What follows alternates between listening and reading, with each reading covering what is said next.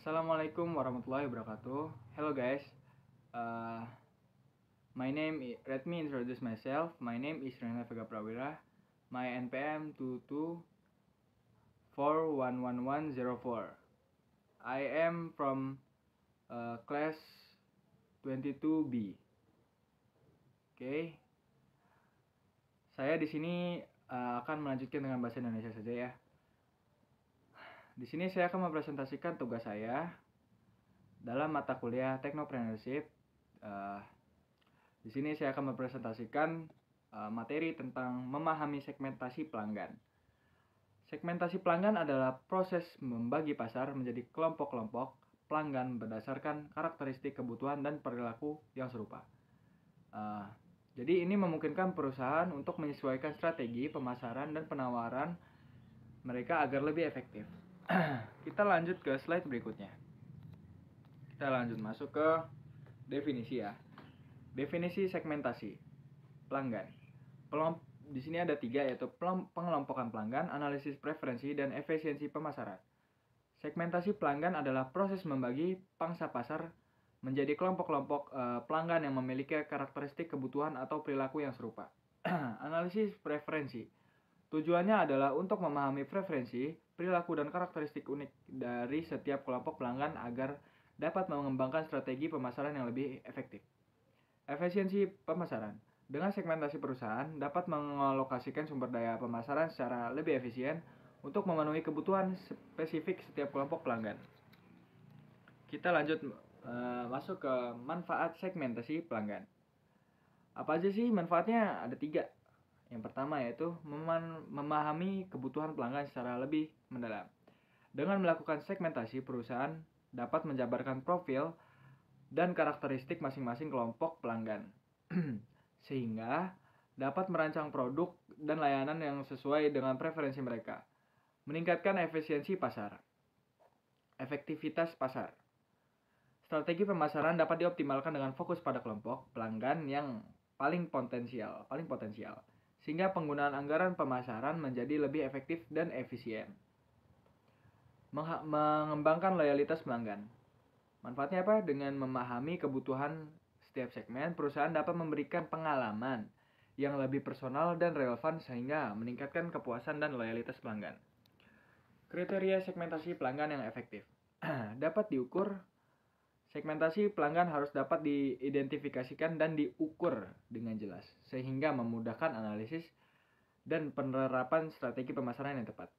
Yang kedua yaitu, jadi harus dapat dijangkau.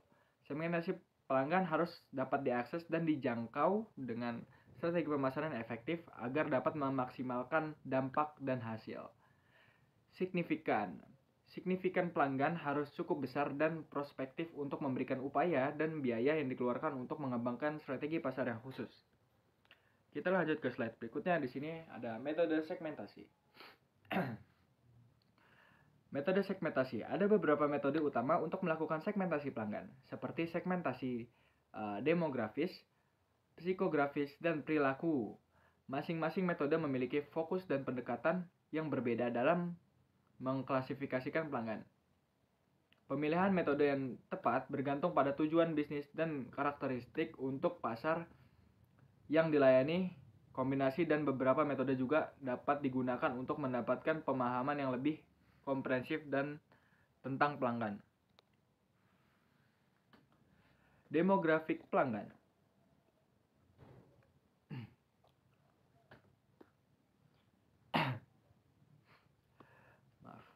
Demografik pelanggan. Segmentasi demografik pelanggan meliputi karakteristik seperti usia, jenis kelamin, status perkawinan, pendapat pekerjaan, dan tingkat pendidikan. Analisis demografik ini penting untuk memahami profil pelanggan secara lebih rinci dan menyusun strategi pemasaran yang tepat. Inovasi demografis yang kuat akan memungkinkan bisnis untuk menciptakan penawaran yang sesuai dengan kebutuhan dan preferensi masing-masing segmen. Misalnya, produk dan layanan yang ditawarkan kepada keluarga mungkin akan berbeda dengan yang ditujukan untuk kalangan eksekutif senior. Kita lanjut ke slide berikutnya. Kita masuk ke psiko pelanggan. Hidup dan gaya hidup. Memahami nilai kepercayaan dan gaya hidup pelanggan dapat membantu mengidentifikasikan segmen selaras dan brand yang produk dengan brand dan produk Anda.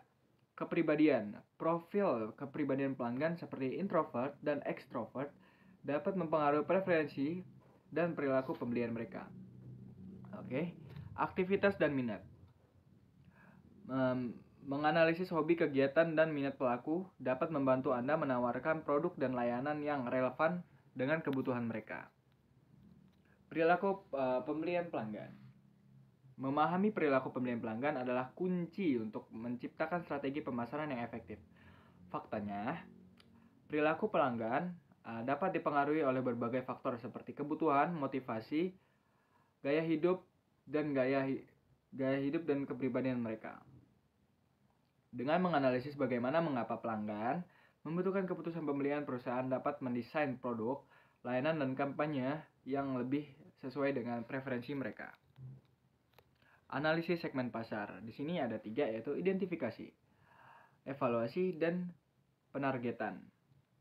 Analisis segmen pasar merupakan proses kunci untuk memahami dengan lebih baik siapa pelanggan perusahaan dan bagaimana melayani mereka secara efektif. Dengan mengidentifikasi, mengevaluasi, dan memilih segmen yang paling strategis. Perusahaan dapat mengembangkan penawaran, strategi pemasaran, dan layanan yang disesuaikan untuk memenuhi kebutuhan spesifik masing-masing pasar, masing-masing segmen. Oke, strategi pemasaran berdasarkan segmentasi pelanggan. Targeting spesifik. Fokus pada segmen pelanggan yang paling menguntungkan dan sesuai dengan produk atau layanan Anda. Sehingga pesan pemasaran dapat lebih relevan dan efektif. Yang kedua yaitu positioning yang tepat. Posisikan produk atau layanan Anda untuk memenuhi kebutuhan unik dari setiap segmen pelanggan, sehingga dapat memberikan nilai tambah yang diinginkan. Yang ketiga yaitu komunikasi terpersonalisasi. Kembangkan konten dan kampanye pemasaran yang sesuai untuk setiap segmen agar dapat menarik minat dan membangun hubungan yang lebih dekat dengan pelanggan. Optimalisasi saluran. Pilih saluran pemasaran yang paling efektif untuk menjangkau setiap segmen pelanggan seperti media sosial, email, atau penjualan langsung. Oke, thank you for my presentation.